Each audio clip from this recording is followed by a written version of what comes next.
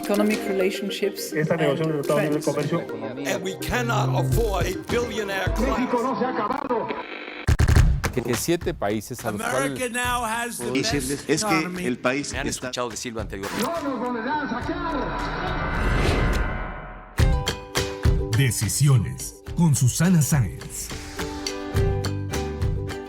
Hola, yo soy Susana Sáenz y en este episodio de Decisiones platiqué con Ernesto González, director general de Macquarie Infrastructure, uno de los fondos de infraestructura más grandes e importantes del mundo, sobre el potencial que ven en México en energías renovables, por lo que tienen planes de inversión en el corto, mediano y largo plazo. Además, nos compartió la experiencia que adquirió en el sector al trabajar con países como África, Estados Unidos y Brasil, y que está aplicando en México para crecer el mercado. Ernesto es un apasionado de las energías renovables, de México y de la buena comida. Acompáñenme. Decisiones con Susana Sáenz. Doy la bienvenida a Ernesto González, quien es director general de Macquarie Infrastructure and Real Assets en México y CEO de Macquarie Mexico Infrastructure Fund. ¿Cómo estás, Ernesto? Muy bien, buenas tardes, Susana. Muchas gracias por la oportunidad de estar contigo en esta tarde. Gracias a ti por tomarte el tiempo de platicar con nosotros. Y bueno, este creo que es un tema coyuntural muy importante en nuestro país. Recientemente, pues, se ha generado una fuerte discusión en torno a la política de confiabilidad en el sistema eléctrico nacional, lo que se ha considerado como una, pues, acción que frena la inversión y genera incertidumbre. ¿Cuál es tu postura y qué potencial vislumbras en México en energías renovables con la experiencia que tienes a nivel global? Pues así es, Susana, pero la verdad es que las inversiones en infraestructura son inversiones a largo plazo. Entonces, a lo que voy es que el riesgo regulatorio es algo que siempre hemos tomado en cuenta. No pretendo menospreciar, obviamente, la seriedad de la situación actual en México, dadas estos cambios que mencionas, pero también dada la perspectiva global que tenemos como inversionistas, sí vemos esto como ciclos solamente temporales. En México, a pesar de los cambios que estamos viendo, proyectamos que la oferta va a continuar excediendo a la demanda y eso va a llevar a requerir una mayor inversión a mediano y largo plazo. Y también vemos un valor intrínseco muy alto en las plantas de generación eléctrica que ya están operando. Y pues por otro lado también está la tendencia de la descarbonización mundial, que a nuestro criterio ya no tiene marcha atrás y que nadie ni nada la puede detener. Aunado a eso tenemos ciertos avances tecnológicos que permitirán que la electrificación del transporte sea inevitable. Y pues por último, la digitalización que estamos observando en la economía hoy en día es algo que también va a incrementar la demanda eléctrica. Así que en una palabra, soy optimista. Oye, ¿cuáles son estos avances que mencionas con los que consideras que pues el transporte se va a electrificar tarde o temprano? ¿Y en cuánto tiempo crees que se logre esto? Específicamente me refiero a las tecnologías de baterías para los autos y pues cada vez también vemos potencias más grandes que van a permitir que los transportes más grandes y en algunos escenarios hasta las navieras y los aviones también puedan operar de una manera bastante eficiente con esas baterías. Lo que estamos viendo son tecnologías nuevas con químicas nuevas implementadas ahorita, que hoy día están en etapa de experimentación, pero en las tecnologías que ya están comprobadas estamos viendo avances que están llevando a un decremento muy rápido en el precio unitario de esas tecnologías. Es algo muy similar a lo que observamos en las celdas solares, en el caso de la generación a raíz de energía solar.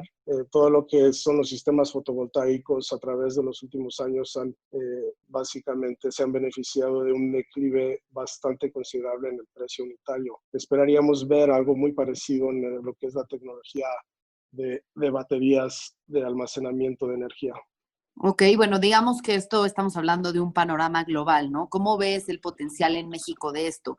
Sin duda sabemos que hacen falta pues muchos incentivos para las empresas y para los usuarios que adquieran este tipo de vehículos y que también el transporte público se convierta a utilizar este tipo de energías renovables, ¿no? ¿En cuánto tiempo crees que se logre pues hacer esta transición en México? Sí, yo creo que eso es básicamente durante la próxima década van a llegar los precios a un nivel que va a ser simplemente más económico aceptar esta transición tecnológica que continuar operando con automóviles de combustión interna. Ojalá. Precisamente sobre el potencial que existe en México en energías renovables, hace un par de semanas Cox Energy lanzó su oferta pública inicial en la Bolsa Institucional de Valores, después de más de 2 años sin IPOs en el mercado bursátil. Y bueno, sabemos que eres presidente del Consejo de la empresa de energías renovables Centauro Energía. ¿Cómo ven esta colocación? Y esto también pues abre la puerta, abre camino para que otras compañías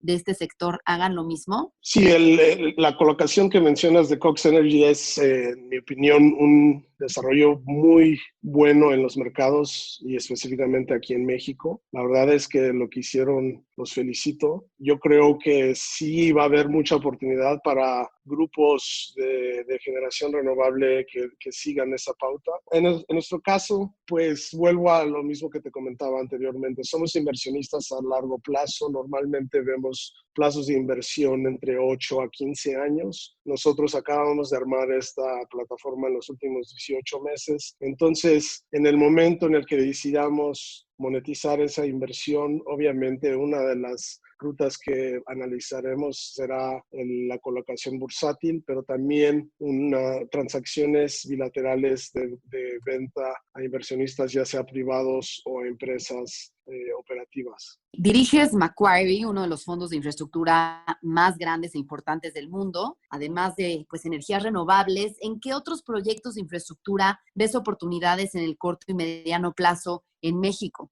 Nos gustan 3 sectores: telecomunicaciones, transporte y generación eléctrica. Entrando un poco al detalle, en telecomunicaciones, México sigue un paso atrás en varios aspectos con respecto a la penetración de la digitalización y acceso a Internet y anexas. No solo cuando lo comparas con países más desarrollados como Estados Unidos, pero también cuando lo comparas con países que uno diría que son menos desarrollados que México, como Perú o Colombia. Entonces vemos una oportunidad bastante enorme y amplia en ese sector, en donde estamos evaluando siempre el panorama de inversión ahí y definimos infraestructura de telecomunicaciones en 3 sectores específicamente. Uno son torres inalámbricas para el uso de tu celular, otro es fibra óptica para la transmisión de datos y el otro son los centros de datos donde se almacena básicamente la información que utilizas cuando tú descargas una película de Netflix o ves Amazon Prime. Todo esto está centralizado en estos centros de datos. Entonces, son inversiones que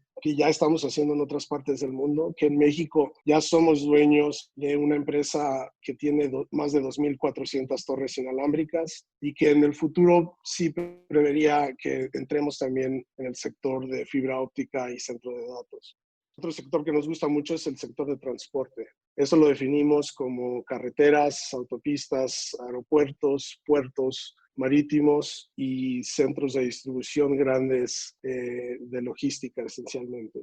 La verdad es que con la posición geográfica de México está tan próxima a nuestro vecino de la frontera norte, eso va a requerir y continuar requiriendo una mayor infraestructura en todos estos temas que te menciono. Entonces, la verdad es un sector el cual nos interesa muchísimo y que esperamos seguir invirtiendo a corto, mediano y largo plazo en México. Pues la verdad es que sí vemos la oportunidad de continuar invirtiendo en México. Llevamos 10 años invirtiendo en México. Hemos hecho inversiones en cada uno de los 10 años que llevamos en México y pues esperamos que 2020 no sea la excepción. Bien, a pesar de pues la desaceleración económica, la crisis que ha generado la pandemia del COVID-19 y la incertidumbre, ¿planes para invertir en México siguen en pie? ¿Tienen algún estimado de cuánto van a invertir este año o en el mediano plazo en México? Por el momento no puedo comentar al respecto, ya que son transacciones que estamos evaluando, entonces no puedo puedo entrar al detalle, Susana. Ok. Y ustedes aseguran que el COVID-19 pues ha presentado una oportunidad única para acelerar la participación y las inversiones en la transición energética en el largo plazo. ¿Cómo es esto? Sí, te refieres a una tesis de inversión de uno de mis colegas basado en Londres y que está basada en la idea que, dada la contingencia y la urgencia de la situación por la pandemia, esto ha conllevado a una actitud muy solidaria del sector privado con los gobiernos alrededor del mundo y a todos niveles, tanto local, estatal y a nivel país, a nivel nacional. Los distintos órganos, instituciones y demás han tenido que unirse para vencer las secuelas que nos ha traído esta pandemia. No nos queda de otra más que colaborar. Digamos que la unión hace la fuerza. Entonces, dada la urgencia del cambio climático, creemos que este modelo de solidaridad y colaboración se debe replicar y probablemente se va a replicar para acelerar la implementación de programas que habiliten mayor penetración de energías renovables y eficientes y de nuevas tecnologías. En México, hoy día la coyuntura en la que estamos, como me comentabas anteriormente, desafortunadamente no tenemos esa urgencia, pero claramente el cambio climático es un problema global y vamos a tener que unirnos tarde o temprano a esa misma lucha, pero es esencialmente a lo que se refiere. Bien, pues hablando de tu trayectoria, Ernesto, naciste en México. Desde niño te fuiste a vivir a Texas, después de estudiar ahí la universidad te mudaste a Nueva York, luego a DC, y cuando fundaste Control Global, empresa de energía, viajaste mucho por América Latina, Europa, África, también viviste en Brasil, en Milán. Cuéntanos un poco de ese ir y venir en tu vida, cómo te abrió el panorama sobre infraestructura, energía, vivir en tantas ciudades y conocer escenarios tan distintos en esos sectores. ¿Qué fue lo que te aportó? Pues así es, Susana. He tenido la fortuna de tener una experiencia bastante diferenciada e internacional. Uh-huh. Yo te apuntaría hacia 3 ejemplos en particular. En África, los proyectos que armamos en varios países en África, en particular, en todos los proyectos en África, lo que es muy palpable es el impacto económico que tiene la infraestructura. Al invertir en la República de Ruanda, básicamente incrementamos la capacidad instalada de energía por el 50% con nuestro proyecto. Eso significaba que más escuelas podían ser electrificadas y pues tú sabes mejor que yo que el tema de la educación es fundamental para el desarrollo económico de un país. Asimismo, claro. En la República de Togo invertimos en una planta de generación eléctrica que construimos en un periodo de 1 año y medio y que el resultado final fue reducir el costo al usuario final por la mitad. Entonces imagínate vivir en un país tan pobre como lo es la República de Togo, de la noche a la mañana, con la inversión en una planta de generación eléctrica, pagar la mitad de tu mensualidad en el costo de generación de uso eléctrico, pues es toda la diferencia, ¿no? Y de nuevo, volviendo al impacto económico que tiene la infraestructura. Claro. También otro tema que vi, y eso ya más basado en Europa, es el impacto de las nuevas tecnologías, que es una temática que ya hemos tocado un par de veces. Al estar en Europa me tocó estar en primera plana con la implementación de los primeros proyectos solares de escala, de mayor escala. Y básicamente vi lo útil que pueden ser esquemas regulatorios que incentivan este tipo de tecnologías nuevas. Y por último, también te diría que en mi experiencia en Brasil, una de las cosas que me dejó es la importancia y el beneficio de la diversificación de una matriz energética. Brasil es un país que tiene un recurso hidráulico fenomenal y que en un año normal la generación hidroeléctrica provee el 80% de la electricidad en el país, pero que en un año con sequía se topan con problemas muy rápidamente. Entonces, la política brasileña decidió diversificar y armaron programas que incentivaron la energía solar, la energía eólica, la energía biomasa y la energía de gas natural.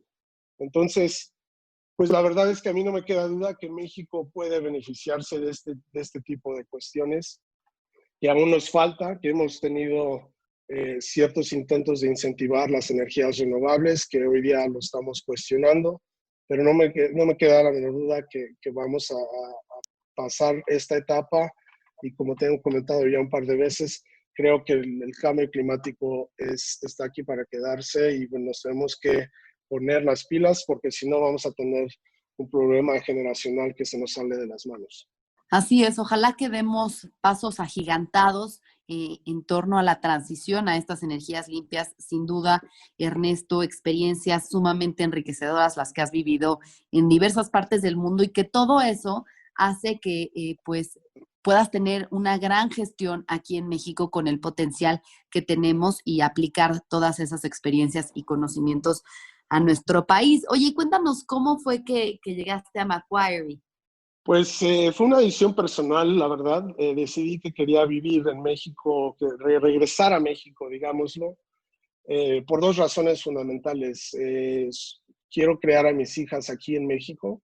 Y segundo, pues precisamente lo que comentabas justo hace un minuto. Quiero aprovechar mi conocimiento y poner mi granito de arena en ayudar a México en ese desarrollo, y en realidad alcanzar el potencial económico que creo que podemos alcanzar con un mayor enfoque y mejor enfoque en la inversión en infraestructuras.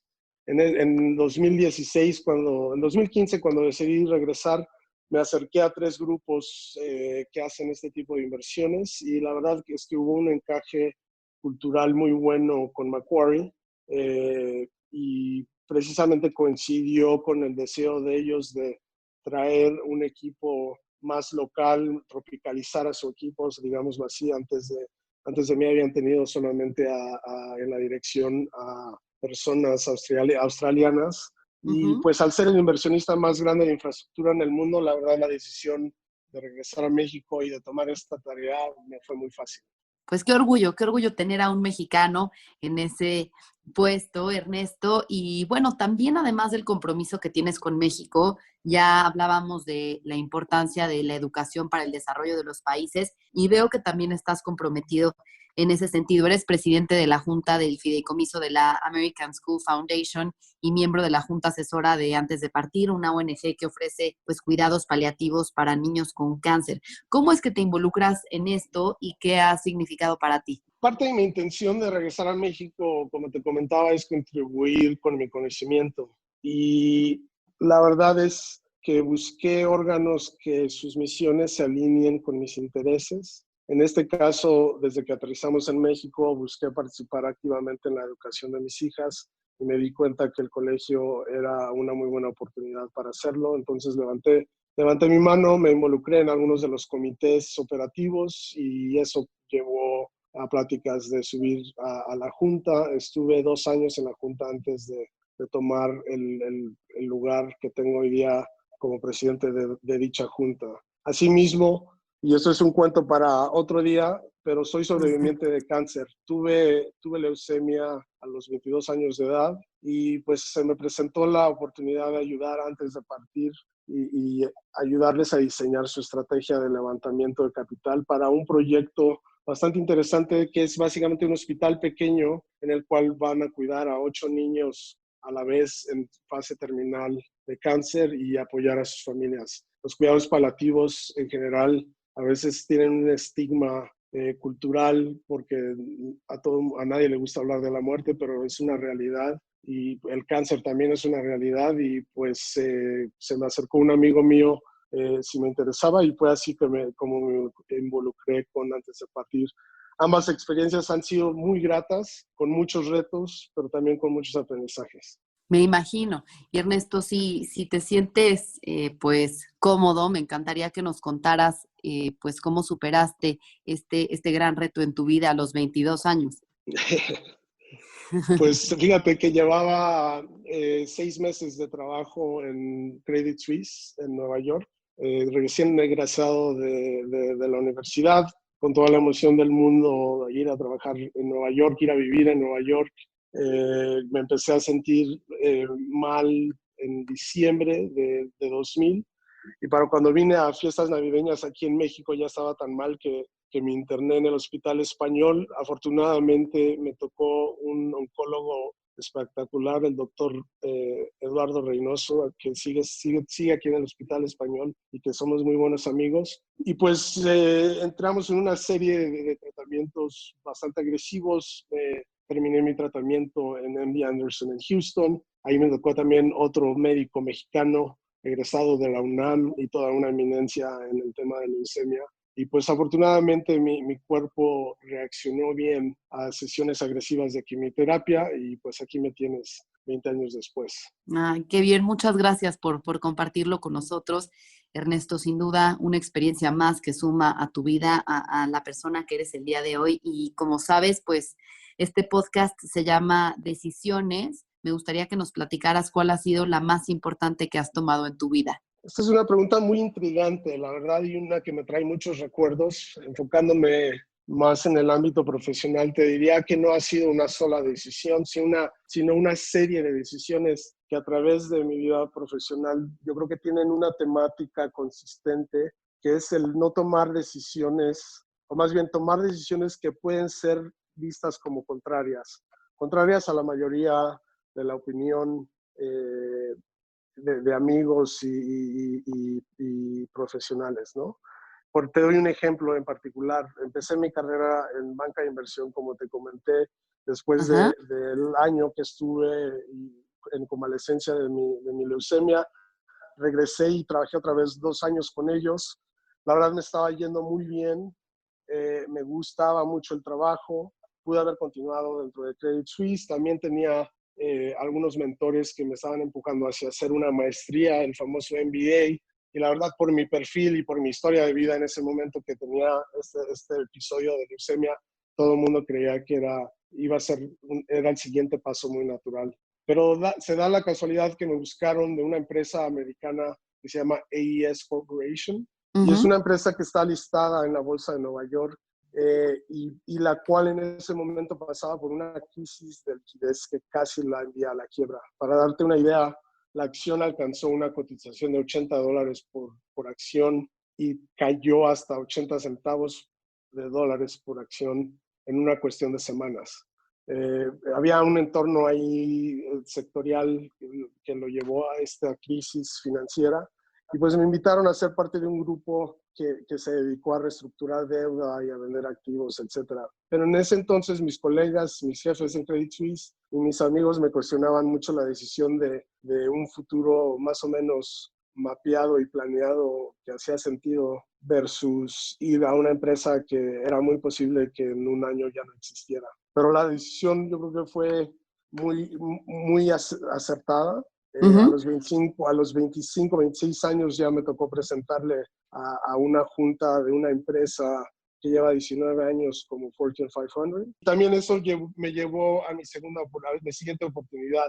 Básicamente me asocié con el ejecutivo que trabajaba en esta empresa y fundamos una compañía de energía eléctrica con capital privado, y básicamente como te comenté al principio, no es una sola decisión, sino fueron varias series de decisiones con esta temática consistente de no seguir lo que espera la gente, ¿no? Y perseguir un poco el riesgo, un riesgo calculado también, ¿no? Un riesgo sin pensar. Claro, pero muy joven. Decisiones que tomaste muy joven y que, pues, como podemos ver ahorita, fueron decisiones acertadas. Ahora, ¿cuál ha sido la decisión más difícil? La más difícil, esta pregunta sí fue más fácil. La más difícil y en línea con esta temática de tomar decisiones contrarias, fue decidir dejar Couture Global. Como te comenté, fui cofundador de la empresa. Empezamos desde cero en una oficinita en Nueva York, éramos 3 personas. Después de 10 años, que fue cuando la dejé, ya éramos 1,400 personas, teníamos un poco menos de $4,000 millones de activos en la cartera, teníamos presencia en 21 países, y pues la verdad fue una empresa, la empresa ha sido una gran parte de mi vida, y se puede decir que fue creación mía. Por ejemplo, el nombre y el logotipo lo creé yo, lo diseñé yo. Mi puesto y mi posición era bastante cómoda y podría haber seguido en la empresa indefinidamente. Había intentado salir porque me sentía bastante cómodo, y como te comenté anteriormente, me gusta pues tomar riesgos calculados. Me entró también el gusanito de regresar a México y reconectar con mis raíces. Y pues después, y lo había intentado un par de veces anteriormente y no lo había logrado, pero después de 10 años finalmente se alinearon las estrellas y decidí regresar a México. Pues Ernesto, para finalizar te voy a hacer unas preguntas más personales de opción múltiple. ¿En qué prefieres invertir? ¿Renovables o en oil and gas? Renovables. ¿Gin and tonic o Negroni? Negroni. ¿Trabajar en Nueva York, Sao Paulo o México? México. ¿Deuda o capital? Capital. ¿Retiro en Italia, México o Estados Unidos? Italia. ¿Pujol o Quintonil? Pujol, qué difícil. ¿Vino francés, italiano o mexicano? Italiano. ¿Invertir en México en telecomunicaciones, energía o transporte? En las 3. Pues muchas gracias, Ernesto, por compartir con nosotros tu vida, tu trayectoria, las grandes experiencias que has vivido a lo largo de estos años en diferentes partes del mundo y cómo puedes aportar a la economía mexicana. Muchas gracias. Muchas gracias a ti, Susana. Un gusto. Si te gustó este podcast, recuerda suscribirte en Spotify, Apple Podcast o en mi canal de YouTube. Califícalo y comparte. También me puedes mandar tus comentarios o propuestas de a quién te gustaría que entrevistara en mis redes sociales. En Instagram y en Twitter me encuentras como @suscience y en Facebook /suscience3. Nos escuchamos el próximo miércoles.